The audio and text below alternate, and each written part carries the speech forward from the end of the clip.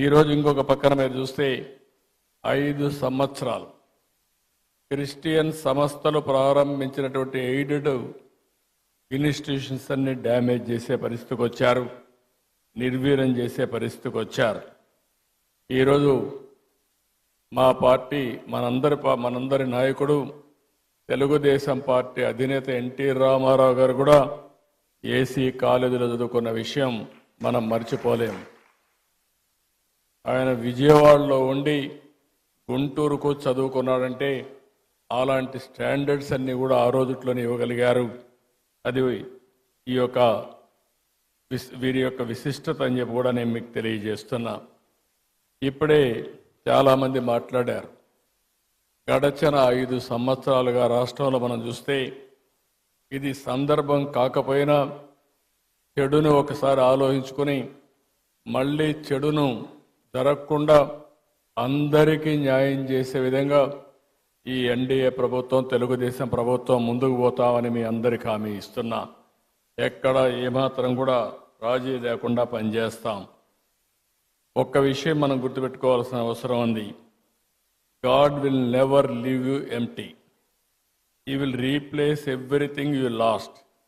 If He asks you to put something down, it is because He wants you to pick up something greater.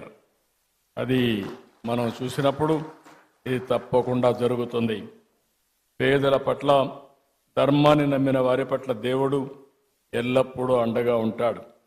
మా ప్రభుత్వం ఒకటే చెప్తున్నాం, క్రిస్టియన్స్కి పూర్తిగా అండగా ఉంటామని మనస్ఫూర్తిగా మీ అందరికీ భరోసా ఇస్తున్నాం. ఇప్పటికీ సంక్షేమ కార్యక్రమాల్లో ఏ విధంగా చేయాలనో ఇంత మునిపే పెద్దలందరూ మాట్లాడారు.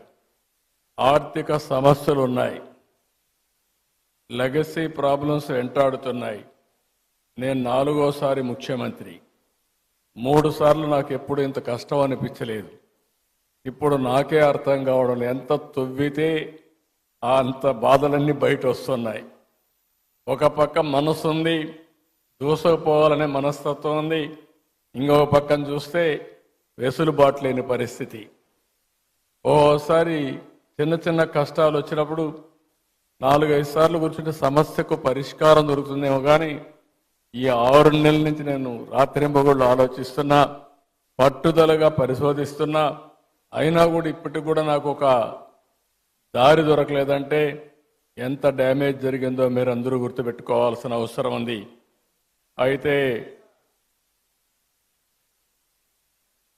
కానీ నాకు ఒక బాధ్యత మీరందరూ ఇచ్చారు. ఆ బాధ్యతతో తప్పకుండా ఎట్టి పరిస్థితిలో మళ్ళీ పూర్వ వైభవం తీసుకొచ్చే వరకు వదిలిపెట్టనని చెప్పి కూడా మీ అందరికీ హామీ ఇస్తున్నా. అందరికీ న్యాయం చేసేది నా విధానం. నన్ను చూశారు. ఏ ఒక్కరికి కూడా నేను ముఖ్యమంత్రిగా ఉన్నప్పుడు కానీ తెలుగుదేశం పార్టీ అధికారంలో ఉన్నప్పుడు జరగలేదు.